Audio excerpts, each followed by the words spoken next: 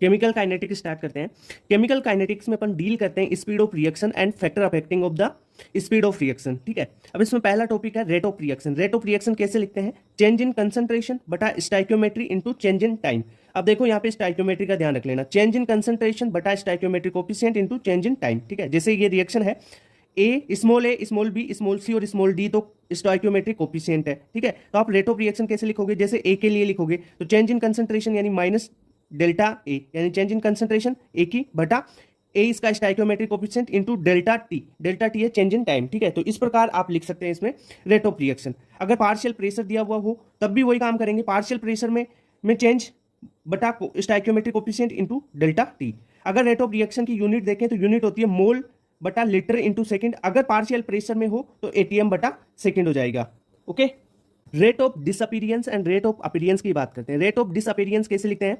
Negative change in concentration of reactant बटा change in time. अब देखो डिसअपीरियंस लिखोगे तो नेगेटिव लगाना है, क्योंकि डिसअपीयर हो रहा है, खत्म हो रहा है ना रिएक्टेंट, तो नेगेटिव लगाओगे। अपीरियंस के लिए पॉजिटिव में रखोगे आप change in concentration of product बटा चेंज इन टाइम। ठीक है, अगर रेट ऑफ रिएक्शन लिखते हो कैसे लिखते हो? चेंज इन कंसंट्रेशन बटा stoichiometric coefficient into change in time. तो एक रिएक्शन है ये आपके पास है ना, तो इसको आपको तीनों चीजें लिखोगे तो कैसे लिखोगे? Rate of appearance, rate of disappearance और रेट ऑफ रिएक्शन। तो इनका रिलेशन लिख लो। आप देखो इस रिएक्शन के लिए रेट ऑफ रिएक्शन लिखे ना, तो rate of disappearance of A बटा उसका स्टोइक्योमेट्रिक कोफिशिएंट बराबर rate of disappearance of B बटा बी का कोफिशिएंट जो स्टोइक्योमेट्रिक कोफिशिएंट है। वैसे rate of appearance of C बटा उसका stoichiometric coefficient, rate of appearance of D बटा डी का स्टोइक्योमेट्रिक कोफिशिएंट बराबर रेट ऑफ रिएक्शन। तो इस प्रकार आप इन तीनों में rate of disappearance, rate of appearance और रेट ऑफ रिएक्शन तीनों में रिलेशन भी निकाल सकते हो और आपस में इनके फॉर्मूले भी आपको पता होने चाहिए।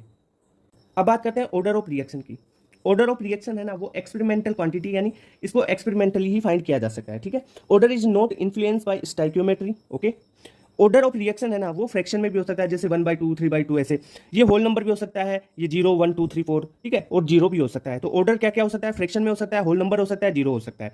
Order of reaction is sum of power to the concentration terms of reactants और to express the rate of reaction. ठीक है, ऑर्डर ऑफ रिएक्शन कैसे फाइंड करोगे? आपने रेट ऑफ रिएक्शन लिखा है ना जो कंसंट्रेशन की पावर्स में। ठीक है, जो होगा स्टोइक्योमेट्रिक कोफिशिएंट इसका, या जो भी आपने एक्सपेरिमेंटली रेट ऑफ रिएक्शन लिखी है उसकी पावर्स होंगी ना, उनका सम ही ऑर्डर होता है। ओके, इतनी बात क्लियर।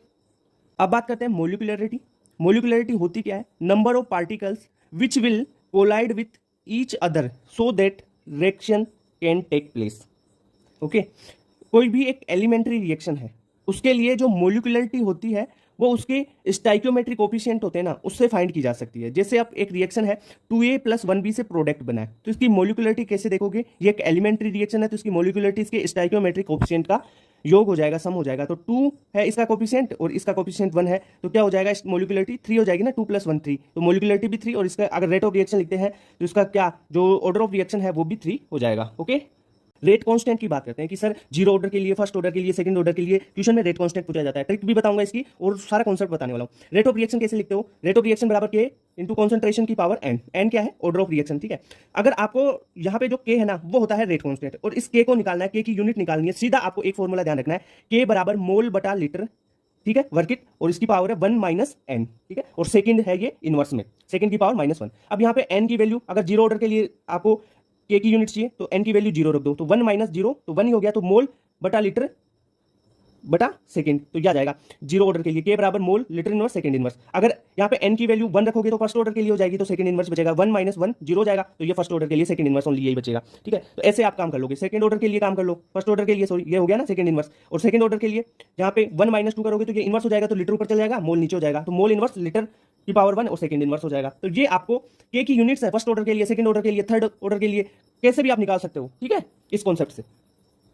जीरो ऑर्डर रिएक्शन की बात करते हैं। जीरो ऑर्डर रिएक्शन में मान लो कोई ए रिएक्टेंट है उससे प्रोडक्ट बन रहा है। अब इस ए की टी बराबर 0 टाइम पे इसकी कंसंट्रेशन है A0 मान लो, और किसी टाइम टी पर इसकी कंसंट्रेशन AT हो जाती है।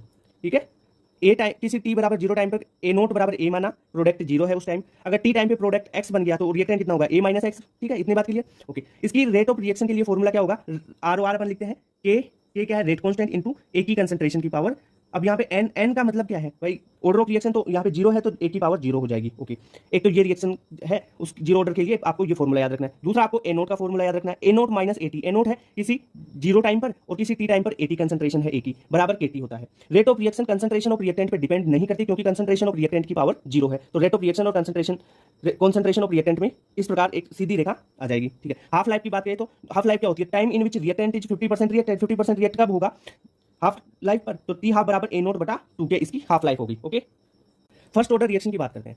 मान लो ए रिएक्टेंट है, उससे प्रोडक्ट बन रहा है, टी बराबर जीरो टाइम पे ए नोट, ए की कंसंट्रेशन ए नोट है जिसे ए से स्मॉल ए से डिनोट कर दिया। अब कैपिटल टी टाइम पर इसकी ए की कंसंट्रेशन 80 हो गई। ठीक है, यहाँ पर देखो प्रोडक्ट की कंसंट्रेशन एक्स हो गई तो ए की कंसंट्रेशन ए माइनस एक्स हो जाएगी। ओके, इतना क्लियर है। इसके लिए रेट लो लिखोगे आप, कैसे लिखोगे, फर्स्ट ऑर्डर रिएक्शन है तो आर आर बराबर के क्या है, रेट कांस्टेंट इंटू जो कंसंट्रेशन है इनिशियल उसकी पावर 1। ओके, तो ये आपको रेट लो लिख में आना चाहिए। अब आप जो इसका एक फॉर्मूला हो रहा है वो सबसे इंपॉर्टेंट न्यूमेरिकल इसी बेसिस पे आएगा कि केटी या तो के पूछेगा या टी पूछेगा आपको। केटी बराबर 2.303 log 10 के बेस पे ए नोट बटा ए टी। ए नोट है इनिशियल कंसंट्रेशन और ए टी है फाइनल, किसी टी टाइम पे आपको जिस टाइम पे पूछा है ना इस टाइम पे उस पे ए की कंसंट्रेशन। ठीक है, इसके लिए हाफ लाइफ का फॉर्मूला होता है टी हाफ बराबर ln 2, यानी ln होता है नेचुरल लॉग ऑफ 2 बटा के। नेचुरल लॉग 2 का क्या होगा 0.693 बटा के, तो ये एक फिक्स वैल्यू होगी आपकी, के चेंज करोगे यानी T half inversely proportional only के। ये जो हाफ लाइफ है ना ये कंसंट्रेशन पे तो डिपेंड ही नहीं कर रही, ओनली के पे डिपेंड कर रही है। यहाँ पे एक फॉर्मूला और इंपॉर्टेंट है वो ध्यान रखना, एटी बराबर ए नोट हाफ की पावर एक्स। एक्स क्या है, टोटल हाफ लाइफ। ठीक है, हाफ टोटल हाफ लाइफ कैसे निकालोगे, जितना भी टाइम दे रखा है ना उसमें टी हाफ का भाग दे देना, तब आपके पास टोटल हाफ लाइफ आ जाएगी। सबसे ज्यादा क्वेश्चन ग्राफ्स पे आते हैं। जीरो ऑर्डर रिएक्शन के सारे ग्राफ एक साथ बता रहा हूं। रेट ऑफ रिएक्शन और कंसंट्रेशन ऑफ रिएक्टेंट में ये सीधा संबंध होता है कि rate of reaction zero order के लिए एक की पावर जीरो होती है, तो यहाँ पे सीधी एक लाइन हो जाएगी, यानी ए नोट पे डिपेंड ही नहीं करी कंसंट्रेशन ऑफ रिएक्टेंट पे, रेट ऑफ रिएक्शन डिपेंड नहीं करी। ठीक है, रेट ऑफ रिएक्शन टाइम पे भी डिपेंड नहीं कर रही तो सीधी लाइन हो जाएगी। टी हाफ और इनिशियल कंसंट्रेशन की बात करें तो टी हाफ का क्या फॉर्मूला था, टी हाफ बराबर ए नोट बाई 2 के था। तो यहाँ पे देखो टी हाफ और इनिशियल कंसंट्रेशन के बीच में एक डायरेक्ट लीनियर लाइन बन जाएगी ना सीधी रेखा में। तो इनिशियल कंसंट्रेशन जैसे जैसे आपने टीआ बढ़ाया ए नोट बढ़ेगा, तो टीआ बढ़ेगा ए नोट बढ़ेगा, सीधी रेखा बन जाएगी। ठीक है, अब हम बात करें कंसंट्रेशन ऑफ रिएक्टेंट और टाइम के बीच में, तो एटी बराबर ए नोट माइनस के टी अपन ने फॉर्मूला पढ़ा था, वाई बराबर एम एक्स प्लस सी लगाओ, एम यहाँ पे माइनस के है आ जाएगा। ठीक है, कंसंट्रेशन ऑफ रिएक्टेंट ये है और टाइम ये है, तो इसमें ग्राफ प्लॉट करोगे तो नेगेटिव नीचे आ जाएगा क्योंकि घटा है ना ये। ठीक है, स्लोप क्या है नेगेटिव, इसलिए कंसंट्रेशन ऑफ प्रोडक्ट में ये लीनियर बढ़ेगा। ओके, एक्स बराबर के टी, तो कंसंट्रेशन ऑफ प्रोडक्ट क्या है एक्स, और के और टी में अपने को कंसंट्रेशन प्रोडक्ट और टी में ग्राफ है, तो ये लीनियरली बढ़ रहा है concentration of product zero order के लिए टाइम के साथ में, और कंसंट्रेशन ऑफ रिएक्टेंट टाइम के साथ में लीनियरली घट रहा है। अब देखो ऐसा ही ग्राफ कंसंट्रेशन ऑफ रिएक्टेंट और टाइम का मैं बताऊंगा आपको फर्स्ट ऑर्डर के लिए, पर वो घटेगा, वो लीनियरली नहीं होगा, वो एक्सपोनेंशियली होगा। ठीक है ग्राफ, और ये लीनियरली है, एक्सपोनेंशियली ग्राफ वो भी बताने वाला हूं अभी आपको।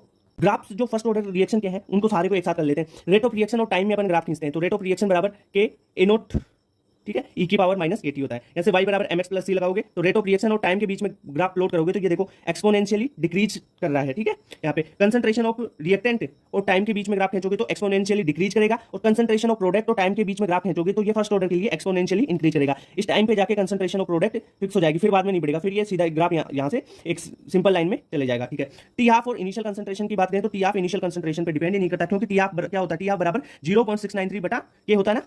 ओके, इतनी बात, तो इनिशियल कंसंट्रेशन पे तो टी हाफ डिपेंड ही नहीं करता। ln 80 की बात करें टाइम के साथ में, तो ln 80 बराबर ln a नोट माइनस के टी ग्राफ होता है, तो y बराबर mx प्लस सी लगाओगे, m यहाँ से माइनस के आ जाएगा। ठीक है, तो ये ग्राफ लीनियरली डिक्रीज करेगा क्योंकि यहाँ पे ln 80 और टाइम के बीच में इसमें खींचा है, तो ये इंटरसेप्ट हो गया इसका ln a नोट, यहाँ पे देख लो ना ये ln a नोट इंटरसेप्ट हो गया, और जो के है ये स्लोप हो जाएगा इसका। Kinetics of nth order reaction की बात करते हैं। देखो जो केटी वाला फॉर्मूला था ना वो आपको याद रहे ना रहे, टी हाफ लाइफ का किसी भी रिएक्शन के लिए याद रहे ना रहे, तो ये दो चीजें याद रख लो, इनसे सारा काम हो जाएगा। 1/80 की पावर n-1 बराबर 1/a नोट की power n-1 plus n-1 into के टी। अब यहाँ पे n की वैल्यू 2 या 2 से ज्यादा होनी चाहिए, 2 या 2 से ज्यादा होनी चाहिए। सेकंड ऑर्डर रिएक्शन के लिए एटी का फॉर्मूला निकालोगे, यहाँ पे n की वैल्यू 2 रख दो। थर्ड ऑर्डर के लिए 3 रख दो, n की वैल्यू। n क्या है भाई, ऑर्डर ऑफ रिएक्शन है। यहाँ पे ग्राफ भी प्लॉट, अगर आपको ग्राफ प्लॉट करना है ना तो 80 की पावर n-1 और टाइम में ग्राफ प्लॉट करना है तो n-1 की जगह आप 2 या 2 से ज्यादा की कोई भी वैल्यू रखो, उस ऑर्डर के लिए आपको ग्राफ भी मिल जाएगा ये सीधा। ठीक है, इतनी बात क्लियर। हाफ लाइफ की बात करें तो टी हाफ लाइफ है ना वो सीधे प्रोपोर्शनल होती है 1/a नोट की पावर n-1। अब यहाँ पे n-1 आप n जीरो देखो, n क्या रख सकते हो, जीरो ऑर्डर के लिए भी कर सकते हो क्योंकि n क्या है, order of reaction, zero order, first order, second order, third order, किसी के लिए भी आप यहाँ से हाफ लाइफ और ये जो केटी वाला जो 80 जो फॉर्मूला होगा आपका काइनेटिक्स का मेन, इसको निकाल सकते हो, ग्राफ भी यहाँ से प्लॉट कर सकते हो आप। जीरो ऑर्डर रिएक्शन के एग्जांपल जो एनसीईआरटी में दे रखी है, कुछ गैसेस जो मेटल्स पे एब्जॉर्ब होती है वो जीरो ऑर्डर रिएक्शन की है। ठीक है, जैसे 2NH3 डाला, MO डाला यहाँ पे मोलिब्डेनम, N2 + 3H2 में हेबर्स प्रोसेस होती है ना उसमें टूट गया ये, तो ये हो गया zero order reaction. 2HI AU के साथ में करवाया गोल्ड के साथ में, तो H2 + I2 में टूट गया, तो ये भी जीरो ऑर्डर रिएक्शन है। किसी भी आप करवाओ, जैसे लाइट की प्रेजेंस में करवा रहे हो, ठीक है, एच न्यू, लाइट की प्रेजेंस में करवा रहे हो रिएक्शन H2 और Cl2 की, तो 2HCl बन गया। लाइट की प्रेजेंस में हो रही है ना रिएक्शन एच न्यू, तो ये क्या है, जीरो ऑर्डर रिएक्शन होती है, ठीक है। फर्स्ट ऑर्डर रिएक्शन के एग्जांपल्स की बात करें तो एनसीईआरटी में दे रखा है 2N2O5 को गर्म करोगे आप तो ये डिकम्पोज हो जाएगा NO2 और O2 में, तो ये फर्स्ट ऑर्डर रिएक्शन है।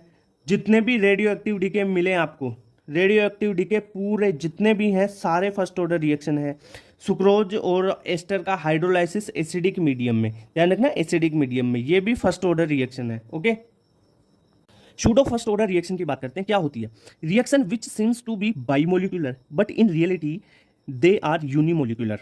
If one reactant is in excess then second order reaction will be converted into pseudo first order reaction. जैसे आपने शुगर का हाइड्रोलाइसिस करवाया, अब शुगर है साथ में वाटर डालोगे तो वाटर एक्सेस अमाउंट में डाल दिया आपने, एक्सेस में डाल दिया, और एसिडिक मीडियम है तो ये reaction pseudo first order reaction हो जाती है। जैसे एस्टर लिया RCOR, ठीक है, इसमें वाटर डाला, यहां पे जो वाटर डालोगे ना आप ये एक्सेस में होगा, एक्सेस में यानी बहुत ज्यादा एक्सेस में है और एसिडिक मीडियम में है, तो ये किसमें आपका जो एसिड और एल्कोहल में कन्वर्ट हो रहा है ना, तो एस्टर का हाइड्रोलाइसिस भी एसिडिक मीडियम में क्या हो जाएगा, सूडो फर्स्ट ऑर्डर रिएक्शन है। एक एनसीईआरटी एग्जाम्पलर का क्वेश्चन है, ठीक है, वो भी लाइन बता देता हूं मैं। Value of rate constant of pseudo first order reaction किस पे डिपेंड करती है, ये depend on concentration of reactant present in excess, okay. Factor affecting rate of reaction, कौन कौन से अफेक्टर हैं जो factor affecting rate of reaction, rate of reaction को अफेक्ट करने वाला पहला फैक्टर कंसंट्रेशन है। देखो आपने पढ़ा है कि रेट ऑफ रिएक्शन सीधे प्रोपोर्शनल होती है कंसंट्रेशन की पावर n के, n यहाँ पे 0 से ज्यादा होनी चाहिए। भाई जीरो ऑर्डर रिएक्शन पे तो डिपेंड ही नहीं करती ना कंसंट्रेशन पे, फिर फर्स्ट ऑर्डर के लिए 1, सेकंड ऑर्डर के लिए 2, फिर थर्ड ऑर्डर के लिए 3, ऐसे चलता रहेगा। दूसरा है नेचर ऑफ रिएक्टेंट, रिएक्टेंट जितना सिंपल होगा रेट उतनी ही ज्यादा होगी, ठीक है, और रिएक्टेंट जितना ज्यादा कॉम्प्लेक्स होगा रेट ऑफ रिएक्शन उतनी ही स्लो हो जाएगी, ओके। पार्टिकल की साइज पे भी डिपेंड करता है, जिस पार्टिकल की साइज जितनी ही कम होगी उसका सरफेस एरिया बढ़ेगा। अगर भाई महीन चूर्ण कर लेंगे ना तो उसका सरफेस एरिया ज्यादा हो जाएगा, सरफेस एरिया ज्यादा होगा तो रेट ऑफ रिएक्शन ज्यादा होगी। फोर्थ है प्रेशर और कंसंट्रेशन, वो सीधा डायरेक्ट अपन पूरे फॉर्मूले पढ़ चुके हैं इसके। फिफ्थ है टेंपरेचर पे, कैसे टेंपरेचर सीधा डिपेंड करेगी, सीधे प्रोपोर्शनल होती है। अगर टेंपरेचर को आप 10 डिग्री से बढ़ाते हो तो रेट ऑफ रिएक्शन लगभग डबल से ट्रिपल हो जाती है, 2 से 3 टाइम्स हो जाती है, ठीक है। सिक्स थ्रेशोल्ड एनर्जी और सेवंथ कैटलिस्ट पे भी डिपेंड करती है। थ्रेशोल्ड एनर्जी और कैटलिस्ट के बारे में अपन डिटेल से पढ़ेंगे। बात करते हैं थ्रेशोल्ड एनर्जी की। थ्रेशोल्ड एनर्जी क्या है, minimum energy of reactant so that it can be converted into product. Threshold energy वो मिनिमम एनर्जी है रिएक्टेंट की जिससे वो प्रोडक्ट में कन्वर्ट हो जाए, रिएक्टेंट प्रोडक्ट में कन्वर्ट हो जाए, वो मिनिमम एनर्जी, यानी उस एनर्जी से कम एनर्जी दोगे तो रिएक्टेंट है ना वो प्रोडक्ट में चेंज नहीं हो पाएगा। अगर थ्रेशोल्ड एनर्जी या थ्रेशोल्ड एनर्जी से ज्यादा एनर्जी मिलती है तब ही रिएक्टेंट प्रोडक्ट में कन्वर्ट होगा, ठीक है। तो वो एक मिनिमम एनर्जी है थ्रेशोल्ड एनर्जी रिएक्टेंट को प्रोडक्ट में कन्वर्ट करवाने के लिए, ओके।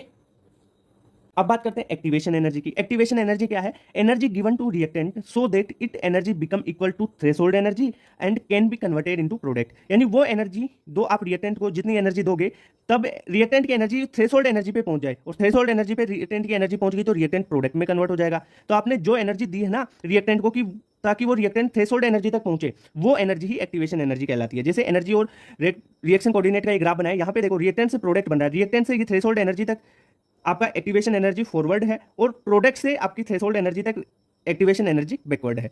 यहाँ पे रिएक्टेंट और प्रोडक्ट की जो एक्टिवेशन एनर्जी है उनका जो डिफरेंस होगा वो डेल्टा एच है, वही एक्टिवेशन एनर्जी है। डेल्टा एच बराबर activation energy forward minus activation energy backward. अब यहाँ पे डेल्टा एच अगर पॉजिटिव आता है तो रिएक्शन एंडोथर्मिक होगी, डेल्टा एच नेगेटिव आता है तो रिएक्शन एक्सोथर्मिक होगी, ओके।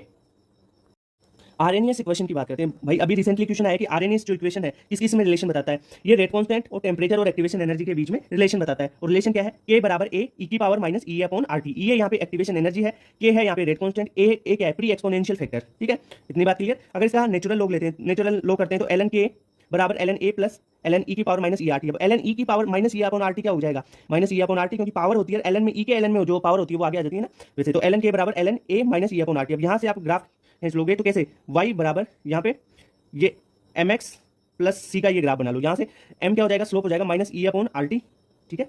r हो जाएगा ना, t तो अपन यहाँ पे ले रहे हैं ना, x 1 अपॉन टी का ग्राफ है इसमें, तो ठीक है 1 अपॉन टी क्या हो जाएगा x, m क्या हो जाएगा minus E upon R, okay. तो ln के और 1 अपॉन टी में ग्राफ कुछ इस प्रकार होगा। नीचे क्यों आ रहा है ग्राफ, क्योंकि स्लोप है ना m वो नेगेटिव है, ठीक है। अगर अपन बात करें ln 1 वो जो k है रेट कांस्टेंट किसी दो रिएक्शन के लिए पूछा जाए तब आपको क्या फॉर्मूला लगाओगे आप, log k2 बटा k1 बराबर e upon 2.303 r 1 upon t1 minus 1 upon t2। t1 और t2 क्या है, वो टेम्परेचर है, ठीक है।